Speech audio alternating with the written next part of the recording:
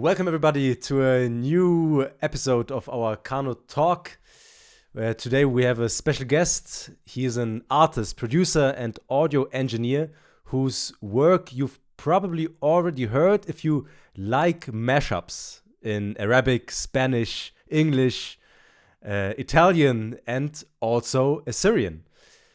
Jay Ishu, or his full name Johnny Ishu, started recording at just 12 years old in his father's studio in Tel Tamar, Syria. Now based in Canada, he's produced for artists across the globe, built a following in the 100,000s on Instagram, and released music that streamed over 1 million times. But behind the numbers is a story of identity, persistence, and the decision to stop building other people's dreams and start building his own. This is Jay Ishu. Thank you for taking time out of your schedule to talk to us today. Thank you so much, Mario. Thank you for having me on your show. And hello, everybody. I really appreciate this opportunity. And my name is John Isho, just like you said, Jay Isho. And yeah, I started when I was 12 years old.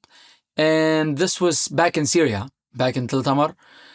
I grew up in a musician family. So my dad was a musician. My mom, they met in a band. My mom was a singer. My dad was a producer or a guitarist, composer.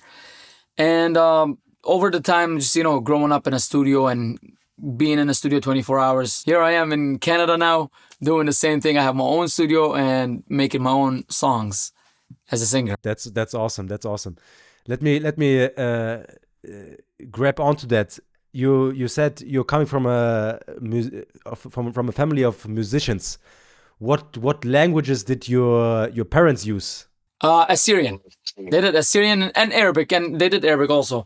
But my mom was a singer. I think they did mostly weddings. But I was like on the keys, and my mom was like on the microphone, and her brother sang too. So my uncle was the main singer, and my mom was like it was like a duet, a female and a male vocalists. So it was in weddings mostly they did, and they did like picnics and stuff like that for shows back in the day. You know what I mean? And so.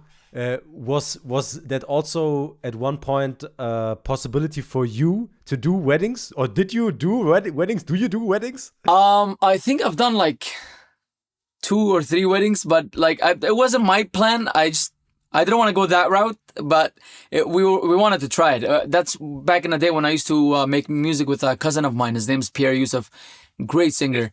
And I think we did 2 or 3 weddings. It was like in Germany and Sweden.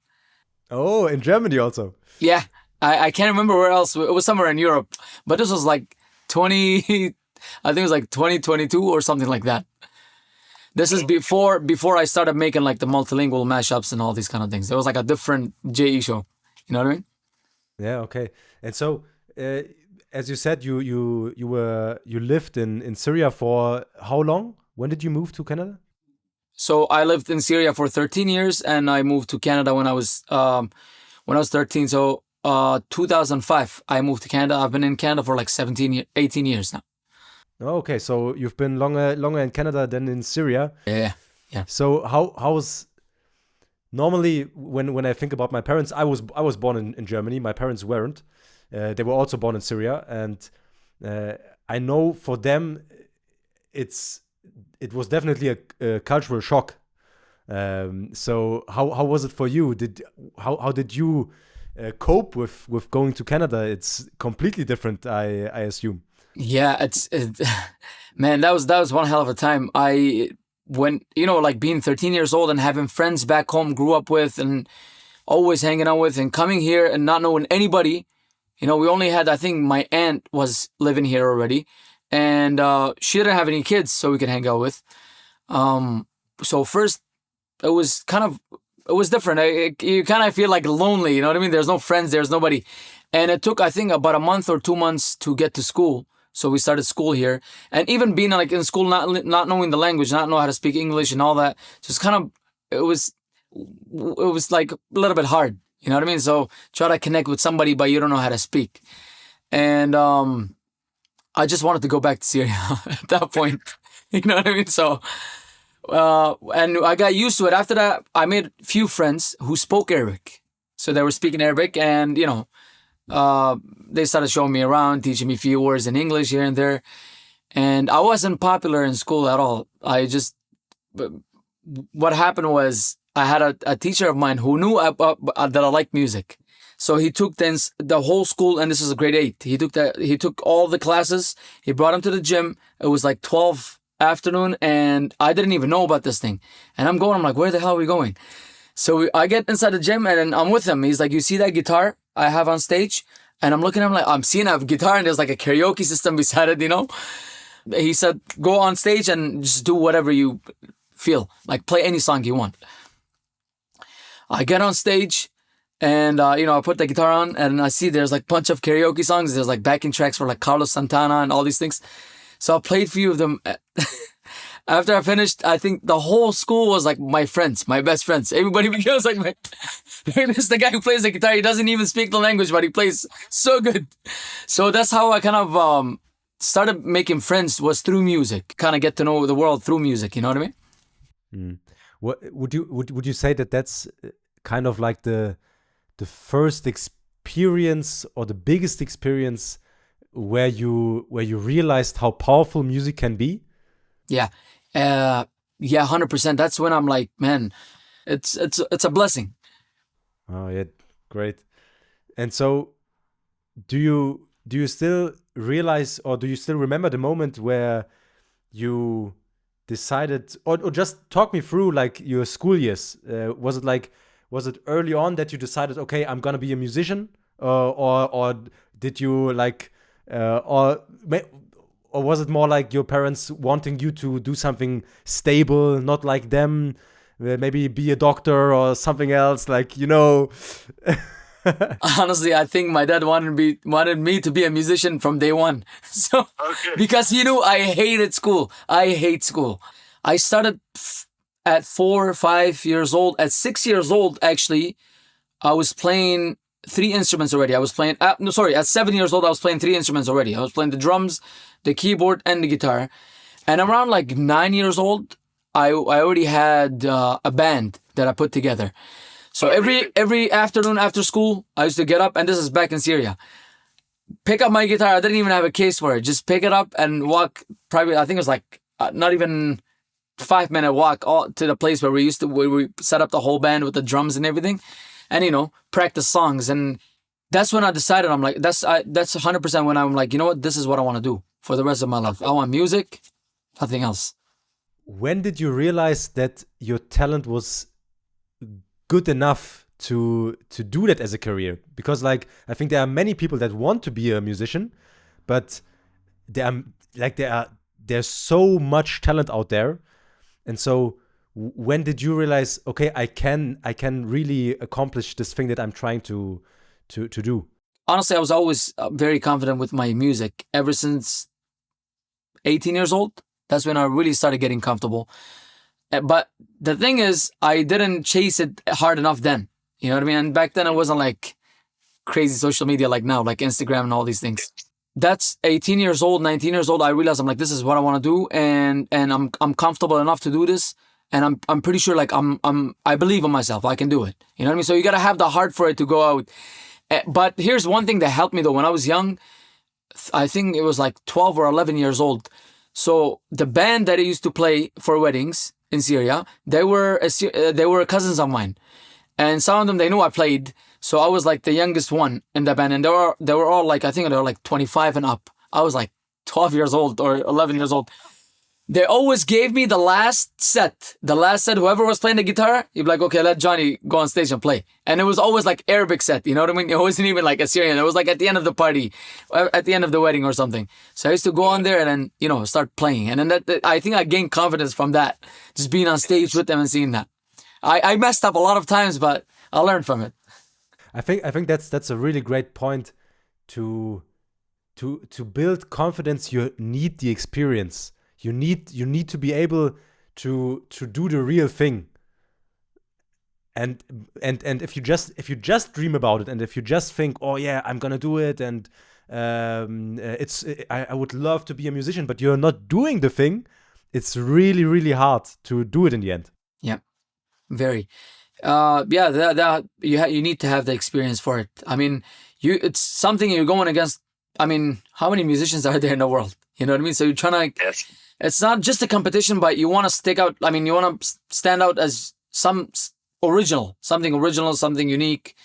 And I think that helps a lot with this career. With this style that I'm doing. Different languages. I know it's been done before, but I don't think 4 or 5 languages in one song have been done before. So, you know what I mean? But it's something. People are liking it. You just mentioned it again, like 4 and 5 languages, and you mentioned social media and how much of a help it was for your success, especially. And what I would like to know is, did you want to do it this way, like doing mashups and all of these things? Was it like a conscious choice or a strategy, so to say, okay, I'm gonna do this and build up an audience and then maybe do something else? Or was it just doing what you like and then building on that? So I've tried many things. I before this mashup thing, I did try by myself, just doing English songs. I did try me and my cousin doing Arabic and Spanish, or Arabic and English. That kind of worked, but it got to a point where I'm like, I don't think we can go really far enough with this, because, you know what I mean? We need more languages or something. Something need to happen. And then after, there was a certain time where I went through a few things, that kind of changed things for me. And that's when I'm like, you get to a point where like you lose few things and you're like, man, I really got to take care of this. I don't know how this is going to work anymore, what I'm going to do. But what I did was I just put my heart out on the first mashup that I did. I'm like, I really like the song by Nikos Vertis. I really like the song by John Deshto, the Syrian singer. I really want to put these songs together and I want to sing it. And I never sang a Syrian back. Like, this is like a year and a half ago. I didn't sing a Syrian before that. And I put it together and I called my cousin. I'm like, you know what? Can you come and just help me shoot this video? Let's try these reels things. I've never tried these reels. I put the video together. He kind of shot the scenes for me, and I put the video together and put the songs and mixed and everything. And then I posted it. It just happened like over a night where I had like 300,000 views or something like that. And I'm looking at it. I'm like, whoa, this is like a whole another thing. And I didn't even expect it. I wasn't even like looking. I just throw it out there. You know what I mean? Yeah. It just blew up. And then ever since then, I'm like, this is what I want to do. I like this because number one, it's never going to get boring. Number two, there's so many languages. You're going to bridge so many people together. You're going to connect the world together with this. Number three, I better start learning the languages. You know what I mean? Number four, there's so much, it's limitless, literally. You can do so much when it comes to 5, 4, 6 languages, especially production-wise, not just like vocal-wise, you know what I mean? You can blend in so many. You can blend in Afro house with like Arabic soft music, or like with Persian music, or with this. It's just, there's so much you can do with it. I think it's the next thing.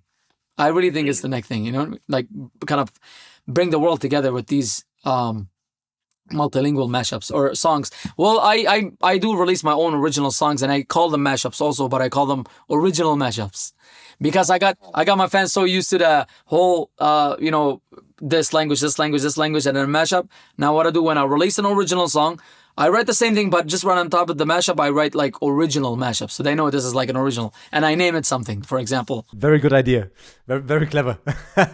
Yeah, so yeah, it just happened like, and it was a big surprise. Honestly, I it's like you go through so much in life, and then boom, you're like at rock bottom, and then something just all of a sudden happens. You know, I prayed for it, and then it happened.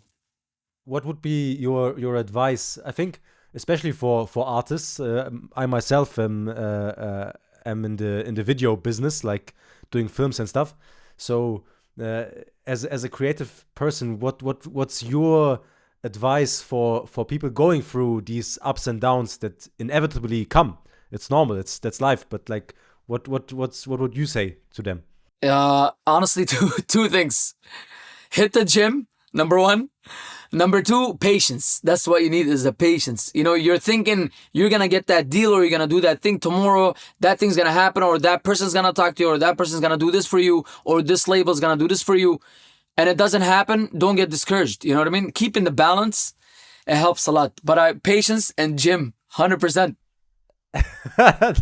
That's great advice. That's very very good advice. I can subscribe to that 100%.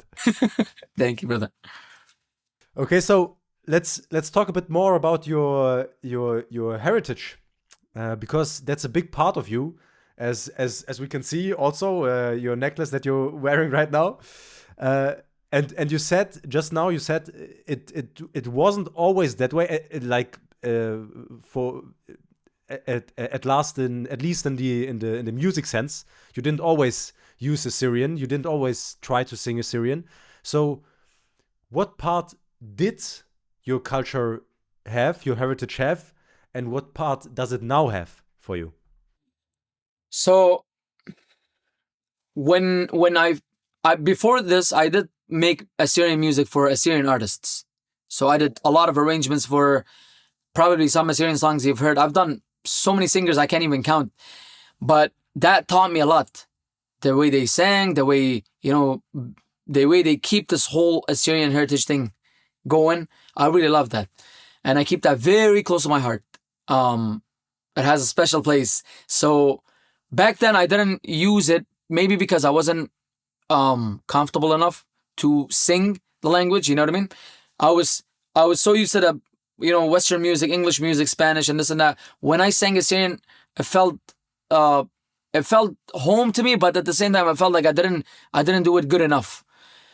But after like hearing, for example, other artists, Assyrian, come into my studio singing, and I learned few things from them. I learned few things from Pierre, the way he sings Assyrian, from all these people, and they pushed me. I'm like, you know what? You can sing it. Just do it. Just sing Assyrian and try to see how it sounds. And when I started singing it, I'm like, man, this thing is a whole another level of feelings. You know what I mean? Because it's me. It's inside my heart. So I always try to keep it now in most of the mashups. Sometimes I make people miss it. You know what I mean? Sometimes I make people miss it. I'm like, okay, I'll do 3 or 4 mashups without Assyrian, and then boom, I'll put Assyrian in one of them. And what I'm hoping to do, honestly, I really want to keep it in most of my songs. And I really hope a song that blows up and it has Assyrian in it. I really want to do that. And I'm getting the fans used to him. So there's always like questions in the comments. What's this? What's Assyrian? And trying to teach them through these reels. Kind of tell them about us. You know what I mean? But yeah, I always keep it very close to me and kind of build the bridges for it. And so what would you say, even if you're not including Assyrian in the mashups, as you said, you're making them wait, so they are hungry for more. That's also great. But what influence does the Assyrian music still have on the other languages? Is there any influence? It does. I think it helps big time because the language itself, it's one of the oldest languages. That helps me pronounce all the other languages. So anything like you're talking about Spanish, you're talking about Persian, you're talking about Armenian or any of these, they become very easy to pronounce because we have all the vowels, we have all the, you know what I mean? So we have all these. And just saying a word in different language to me, I think that helps a lot. And that comes from me being Assyrian, which is literally a perk. So I really love that. And people always ask me, like, how do you pronounce these things? I'm like, have you heard of the language Assyrian or Neo-Aramic? Or they're looking at me like, what? I'm like, yeah, go look it up. They're like, you speak this language? I'm like, yeah. And that's how I speak your language too. And that's how I actually pronounce the things that you can say. But yeah, that helps a lot, especially when for example, sometimes you're like, when you're doing Greek, it helps too. You know what I mean? That's the influence that it has on other languages, especially when I don't have Assyrian in there. Yeah, but it's a blessing, big time. Are there also reactions to? Are there also negative reactions to your Assyrian stuff, or is it all positive? Sometimes there is, but we ignore those kind of things. It's not everybody's gonna like you, or not everybody's gonna think this is right, or some people just it sounds like for them too much. You know what I mean? But you know what? We're still putting it out there, and I'm always gonna keep putting it out there. And but most of it is positive, always positive. And here's one thing: when I'm making music, when I make the songs, and Assyrian has a lot of feelings in it. and especially in our songs, we have a lot of feelings in it. Very, very emotional. Like even when you're listening to a happy song, it's like you want to cry and listen to that happy song. But so when I make these productions when I'm making, like, for example, Spanish song, I'm blending it in with Greek song, with German song or whatever. I use the techniques that we use in Assyrian when we create those emotions. So I'm trying to blend in those feelings too. You know what I mean? So if I'm making this mashup and it doesn't have any feelings in it and it just sounds like drums with like few chords and it doesn't connect with you, I'm like, no, you know what? This is not gonna go. I need something that has emotions, feelings in it. You know? Yeah. So Yes. that helps too. So what I'm also interested in is, do you ever get kind of caught between the two worlds, like your roots, your heritage, your culture, and now the Western music industry, the Western influences? As we said in the beginning, you've lived now longer in Canada than in Syria. So what's your situation there? I'm keeping it balanced. So when I'm working on you know, when I'm doing shows in Western, like when I'm doing shows here or when I do songs that don't have Assyrian in them, I always throw something that's Assyrian, even if it's not language, maybe musically or something, I'll throw in there. The same thing, vice versa. But I think what I'm trying to do, the most important thing is building a bridge for them. So I can always have them like connected. When I'm doing music in Assyrian or when I'm not doing in Assyrian, I always, when people look at this or when they hear this, they know this is like another level of two languages bridge. Assyrian is like bridged into my music. It's like infused into my music. You know what I mean? And I don't kind of be like, I don't choose either this or this. I like them both, and I try to keep them always balanced and connected. But the most important thing, like I said, is just that bridge between them. Sometimes it's hard to, you know, find the right balance or find the right ingredients to make this thing happen. But thank God it always happens so far. Thank God. And so what you mentioned before, the first time something blew up, 300,000 views overnight. Now, when we look at your Instagram page, you have some reels with 10 million, 12 million, 6 million, something around that. Are you now kind of accustomed to that and thinking, oh well, it's normal, or is it still something precious to you? How do you feel about that? When I look at those numbers, I still don't believe it right now. Like, honestly, you know what I mean? I'm like, man, I have like 12 million views here, and then you go on TikTok and there's like a 6 million with like 180,000 videos made to that sound. And a few of those videos, they have like 20 million views. And I'm just like, oh, it's almost like the whole world just heard my voice through this sound. So, but I'm very grateful for that. Always. Even if it's, you know what? Sometimes you put a video on, it hits 10 million. Sometimes it hits 500,000. Sometimes it hits 100,000. Sometimes it hits 500 views. I'm grateful for all those, because when I'm making this thing, I don't really think of, is this gonna hit? Is this gonna bring views? Is it gonna do? No.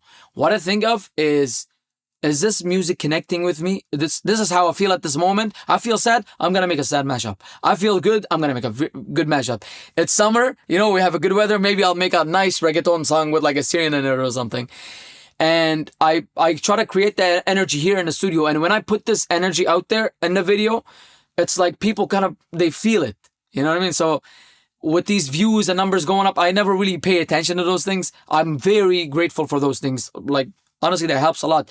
Especially in now, like in this time, as an artist right now, you need to really pay attention to marketing than just making music. You know what I mean? But I don't think I haven't gotten used to them yet. Although I'm still looking for 100 million views, 200 million views. You know what I mean? But still, I'm not used to these yet. But dream is pretty big. We're you know, hopefully we get there. We're getting there actually. We're not just hopefully. Yeah. I think it's always so important to remember that really, like, behind every view there is a person. There is a person watching, listening, and that's such a crazy thought. If you just as you said, 20 million and 600,000 people took that song, and like that's amazing what we can do with this technology. Insane. I'm telling you honestly, like as you were saying, for one of the like given advice for the new producers or artists, this would be another thing. I focus on this social media thing a lot, because right now, if you like really become good in marketing just as much as you are in your music, and you put these two together, I think you're going to be very successful. You know what I mean? Sadly, we have to focus on this too. Sadly. You know what I mean? Because if you're an artist, you just want to be in the studio. You don't want to see anybody. You want to create your own music. You know how artists are like really weird. So, yeah. But putting these two things together, it really helps the artist. And yeah, like you said, sometimes I think about it. For example, I was in Cuba. Yeah. And I was like to my friend, Asher Bandoleros. Shout out to him. He's a great artist, great singer, great producer also. And I told him, I'm like, you know what? Let's make a mashup here in Cuba. We're in this vacation. Let's make it here. Let's shoot the video here and everything. And this happened like over 2 nights. I had a laptop with me and I had a microphone with me. And I had few presets that I made, like templates, back here in the studio before I flew there. And I put these songs together and we sang it like inside the hotel room, like at the resort. We actually sang it in there. And then there was like few things I was if we got stuck with like a word I couldn't understand what it was or something, I would find, like, for example, a French person who's on vacation on there, and I call him to their room. I'm like, what is he saying here? What's the singer saying here? What's this word? You know, and he would write it for me, or like the Spanish part or something like that. And we put this together over 2 nights, and it just hit like, I think 6 million or something. And it just went like, the sound went trending. And I'm looking at him like, man, just that moment that we took and we put into that laptop and we made this thing, boom. It blew up and it connected so many people together. Everybody's like, what's this? Who's this singer? Or, you know what I mean? Like, it's crazy to think about it. And just like you said, like, it's all human being behind those numbers. You know what I mean? Yeah.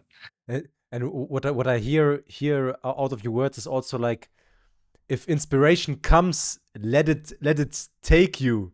Like, don't be, oh, maybe I still have to do prepare more or do something and stuff. No. Use it. 100%. That always gets me in trouble sometimes. You know why? Because it'll be like 12 at night and I want to go to sleep, but I get this idea and I'm like, man, I know this idea is going to take so much time. I know it needs so much stuff. I go to bed and I'm like, you know what? No, I'm going to get up and do the idea. So I get up and put the song and I turn on the studio and everything. And I start working on it and creating it. And after that, the next day I wake up, I'm like, thank God I didn't go to sleep. Thank God I did that idea. Because if it wasn't that moment, that time, it wouldn't sound like this. Or I would probably lose it. So yeah, keeping up, always like having that inspiration and just going with that feeling that you have. I think it helps a lot like for your career to so it feels real to people. 100%. And so, on the topic of music, you mentioned a few things already now. When the songs come to life, is it always different with how a mashup, a song starts? Do you start with a melody, with the text, or with just some inspiration? How is your process? So every time it's different, honestly. Sometimes it starts with it could be as simple as a drum loop. I hear like some type of drum that I really like, and a song comes to my mind or something that I know already, and I put that on there. Sometimes it starts with a song that I know. I'll be like listening to something on the radio or something my friend shows me, and I hear it. I'm like, oh, I really like the song, and I try to learn it, and I try to find out what other songs match to it. Sometimes it's just, I'll be like on my guitar, I'll be playing a few songs together. I'm like, whoa, these two actually songs, they match a lot. So for example, if I'm playing, what song was I was doing? I think I was doing, After Boom, I was doing that song. And then there's like an Arabic version of it by Raghab Alama. And I was deciding which one I should do first, because I wanted to match, there was this Portuguese song I wanted to match to it, and then there's another Arabic song that I wanted to match by the one by Wael Kfouri. And then I was playing them with no music, nothing, just like here in the studio on a guitar. And I'm like, these really match. I really love these. And just got up and did the whole thing within like a day. The whole thing, basically, just it was only video that was left to do. But it always starts different. Like I said, sometimes it's just like me on a guitar. Sometimes it's like a drum loop that I hear or something I hear on the radio, or you know what I mean? How many languages did you use till now? I don't even know, honestly. I don't even know how many I've done. I think it's been over 20. I'm not sure. I think it's over 20 or over something like that. I haven't really went through the videos yet because I don't go. Sometimes when I'm making a match, I'm like, have I done this combination? Let's say, for example, I did Spanish, English, Arabic, and then I'll be working on something that's Spanish, English, Arabic, and I'm thinking, I'm like, man, I really love this. I don't want to get rid of this, you know, and I don't want to do the same thing as I've done it here, but I still do it and I put it out there. So I can't keep track of how many I did. And I'm hoping to, increase that, bring more and more and more, do more. Are there any languages that you're scared of to use? Scared of? Yeah. German, maybe. I'm joking. There's, honestly, recently, I have first cousin of mine, they live in Germany, and she's telling me, she's like, you've never done German before. And I was like, man, I haven't heard a song that's singing melody German. It's always like rap song. You know what I mean? So you want me to rap? Is that what you want me to do? But yeah, if there's like a song that I really like and that's in German, I'm really hoping I can do that because I want to break that fear. You know what I mean? It's always like, I'm going to challenge myself to do this, and I'm going to challenge myself to do this language and this language. And the best thing is sometimes I end up fitting like 7 languages in 1 minute and a half. Sometimes it's only like 3 languages in 1 minute and a half. It depends sometimes on the tempo. So if the song is like slow, you can't give only like 3 seconds of a slow song. You got to at least give some part of it. But when it's a fast song, you can always change like very quick because the rhythm is always like changing. But slow, you need to kind of draw them in the feeling, kind of let it sit and let them listen, Yeah. And did you already think about the Asian countries like Korea? I have China. Actually. I have a friend of mine, Korean friends. They showed me a song that like, you need to do this. I was listening to it and I'm like, man, I really love this. It sounds so different. And it's just some kid on a piano and he's playing it live in his show. I forgot what the song name was. I don't know if I'll be able to pronounce it now, but hopefully soon. I was definitely thinking of doing that. So, yeah, I think I'm going to do Korean somewhere, maybe this summer or something. Yeah, great. Yeah. I thought of Indian too. There's a song that I really, really like in Indian. It's a slow song. And I've thought of doing it before, and I've always like paused it. I'm like, I need to wait until I have something that really matches this. It's a very famous song. I don't know the name for it either, but people will probably hear it soon. If someone comes along and talks about you, and talks about your style, what would they say? What would they say a song of Jay Esho sounds like? It sounds like you just came out of Assyria and you went to Greece. You flew over Spain. You went to Colombia for a vacation. You went to Cuba. You went to Germany. You went to this country. You went to Australia. That's what it sounds like. It sounds like I'm taking a quick flight around the world and kind of, seeing these cultures come together all in one song. And I think the whole, going with the brand that I have, unity, bringing the people together. I think what they can think of is unity, literally right there. So that song, it's going to bring people together, the world together, through peace, through, music is a very powerful thing. So I think that's the main thing that they're going to take is the unity thing, bringing people together and building bridges. That's a very beautiful answer, first of all. And second, were there any people like in your family or your friends and around you that were a bit skeptical about this idea of using so many different languages?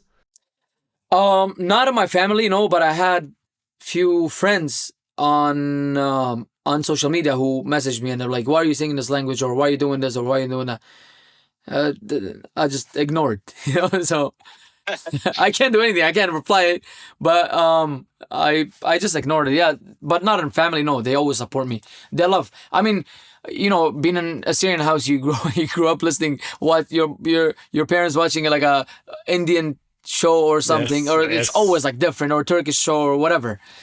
I think that helps too. Kind of makes you feel like this is home too, like other cultures, other countries, other things. And I love that. I love going to, for example, Greece and making a memory there and getting to know the culture and everything and making a song and leaving that as a memory there. Just like we did with Super Sacco. Shout out to Super Sacco, my brother. We did that in Puerto Rico, and man, that was one hell of a memory. But yeah, I think that's the main point is bringing people together. What would you say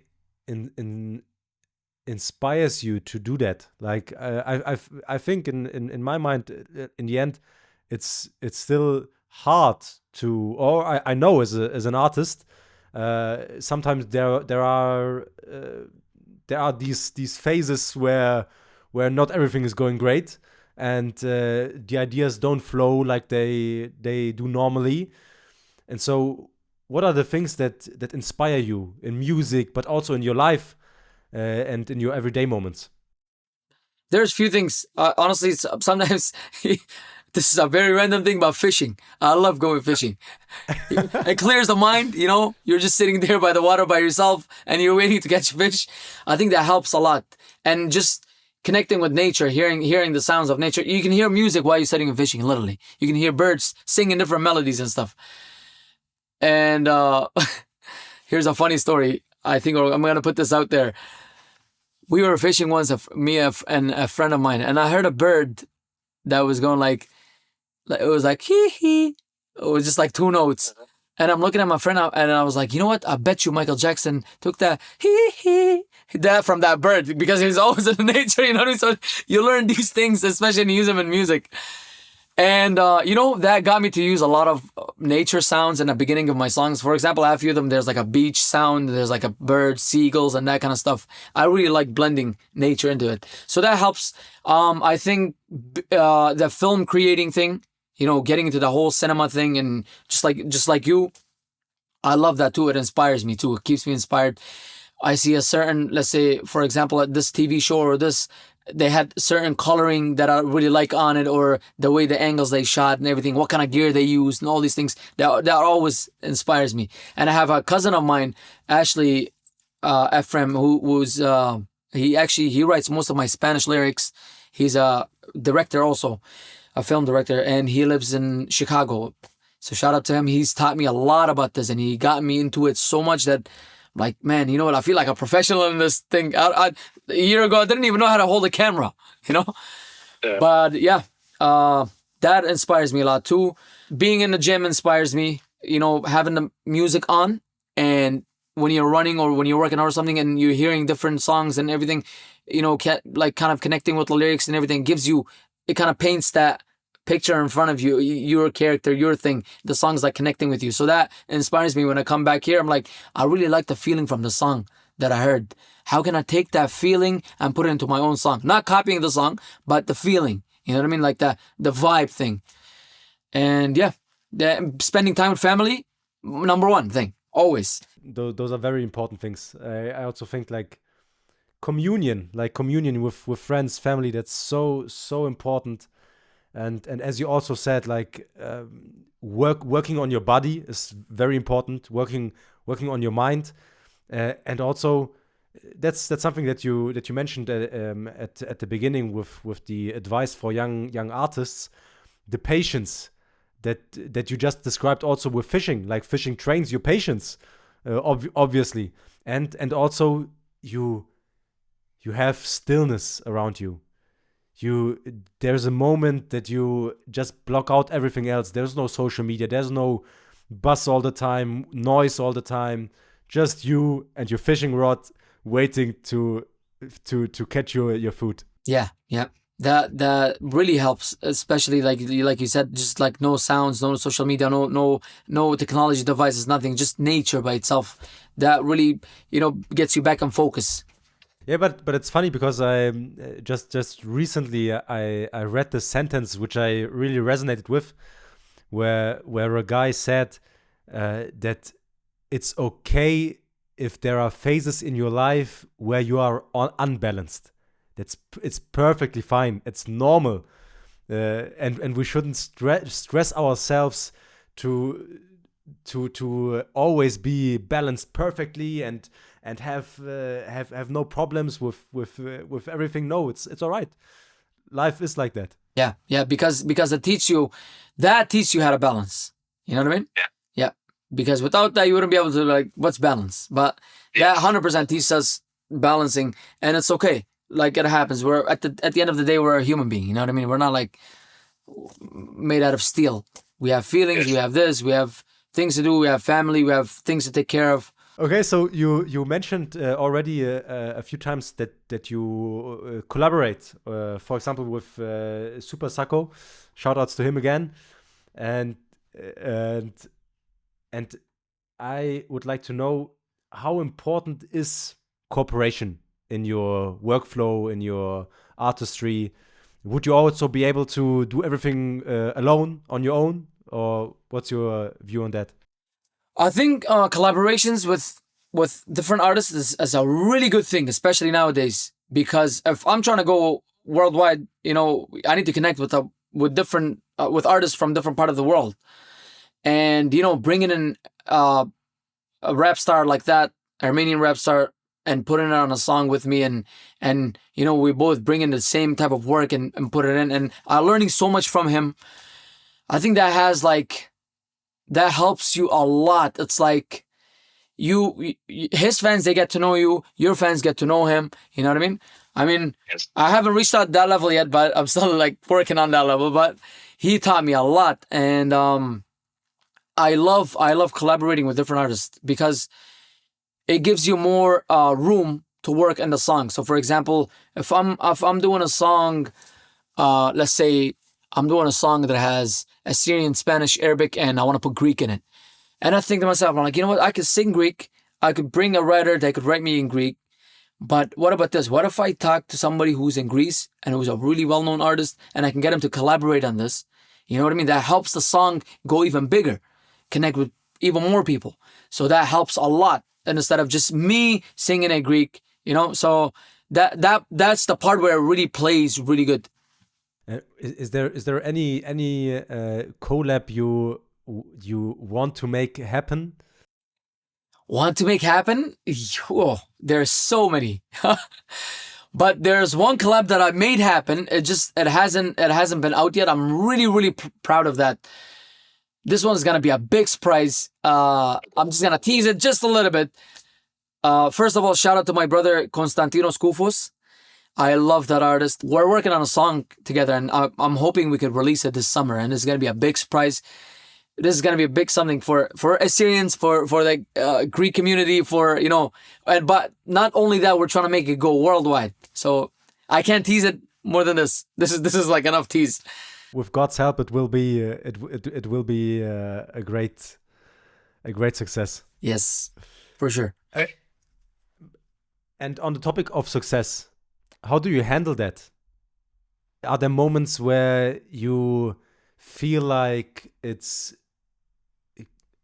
too much, or maybe making you ungrateful or something like that? Or would you say, no, it's I'm fine. It's perfectly all right. I would say I'm fine, but the thing is, with not like being ungrateful on any of that, no, that's a big no for me, because my mom always teaches me, it's like, you know what, stay humble, don't get your ego, always, whenever you have a big ego, think about it, think what you have at home, think, about your family, think about where we came from, how you build, and all these things. So she always try to keep me like grounded, and especially with, like, when it comes to ego and stuff like that. And what has been your in your mind, what has been your most important accomplishment in your musical career so far? I would say the collab with Super Sacco. I really love that. That was a big part of my career. Good for you. Great for you. Thank you, brother. But how do you deal with the pressure that's coming with that? I expect there is some pressure, or would you say no? I don't feel pressure at all. I'm just doing my thing and all easy. Or how do you deal with that? It happens both with pressure and without pressure. But when it comes with pressure, I love that, because if you were to give me like a very long time to work on that thing, I would take my time, and then after that, I don't think the result will be the same as being under pressure. You know what I mean? I really like working under pressure sometimes. It helps you be more creative. Yes. Pressure makes diamonds, as they say. Yeah, yeah. Okay, so let's look ahead. You just teased already an upcoming project. What else is there to come? There is now here's the thing. I'm working on a world tour, but the thing is, you know how, like I was saying, all of this happened like a year and a half ago. I've only been on the social media thing for like, I'm very fresh in it, and handling all these things by myself. You know, I don't have a label, so there's no record label or anything. I'm just trying to build the whole connections, and through all these artists and friends of mine, they're helping me putting the band together and the dates and where we're going to do the shows and all these things. So it's going to take some time, but this is the next big thing that I'm looking forward to, which is performing in, I would say, a world tour 100%. You know, starting from Australia, going to Dubai, going to Europe, doing North America, and then going like to Germany or 100%. Germany, 100%. Yeah. We were expecting you. We were expecting you here. Thank you. 100% I'll come, and I'll have you with me on stage. Okay, remember that. I'll have you. Yes. I said it on here. I said it on TV. So, yeah, that's the next biggest thing, and also the songs that I'm working on. I have about, I think, 10 songs that are prepared to be released. But I don't want to release them as an album. I really want to focus on one by one. So I'll release Bamboleo, and then I'll release El Ritmo, and I'm going to release this third one. It might be that collab that I was telling you about. It might be that. And then this one. And then, you know, that the next, for the whole summer, I'm going to be releasing. If you had to give some more advice for young artists going into this direction, after the things that we've been talking about, patience, always keep going, spending time with your family, with your friends, and working on your craft, and also doing marketing, what else would you say is one of the most important things if you really want to make it in this industry? I think putting a great team together. That helps a lot. You know, I'm still working on putting the team together. You just gotta know exactly your vision. You gotta know your goal, what you're doing. Because if you're just going blind and making song and throwing it out there and thinking you know you're getting something, or it doesn't work like that. You gotta have a purpose for what you're doing. You gotta really have a meaningful purpose. So, for example, why are you making this music, or why are you singing these type of songs? You know, what's the thing, this music, what do you want from this to be? There's got to be a reason behind it. There's got to be something that connects on a deeper level, you know, with your fans, or with the world. So knowing that and putting a great team together and kind of having everybody on the same page, and pursuing the thing together, and, you know, like helping each other and staying loyal to each other, that helps a lot. So do the homework, sit down, write the team down, see what you need, and kind of work over the years. Try to grab this person, grab that person, put this team together, and put a timeline on this, and, you know, just keep going towards that vision. Don't, you know, even some people will say like, oh, you're not going to make it, or this is not going to happen, or this doesn't sound good, or anything. Ignore all that. Just boom, keep going towards your goal. I think the reason, that's, you need to have a reason to do it. That's the main thing. Yes. Yeah. Okay, great. Then I think we can go to our last question. It was a beautiful interview till now, and I think what would interest me the most, also now you just mentioned your vision. Jay Ishu in 10 years, what will he be remembered for? What will he be seen as? What's your hope that your fans and all the other people will say? 10 years from now, I want to be known as this is the guy who connected the world together through his music. Basically, not just make music for people to listen, but actually like connect people together. Hey, I love your culture. Hey, I love these words in your language. I love your language, whatever. Even if it's two people who are enemies, I want to bring them together. If it's not me, maybe it's going to be someone in the future who's going to get inspired and do the same thing, but Yes. We will be watching you. We will support you. I really appreciate Jay it. Ishu, thank you very much for your time. You're a bridge builder, a connector, and I think if one thing became clear in this interview, it's your great optimism and your vision for unity. And I think that's beautiful, and I think that you are really deserving of all the success that's come your way, and there will be much more success coming your way. I'm really sure about that. Thank you so much, brother. I really appreciate these words, and I also appreciate you having me on here, which is a very big opportunity for me. I really appreciate that, and I want to thank Susie also. This was something special to me. You know what I mean? Especially like my own people. I really love that. And yeah. Perfect. Thank you very much. Thank you so much, brother.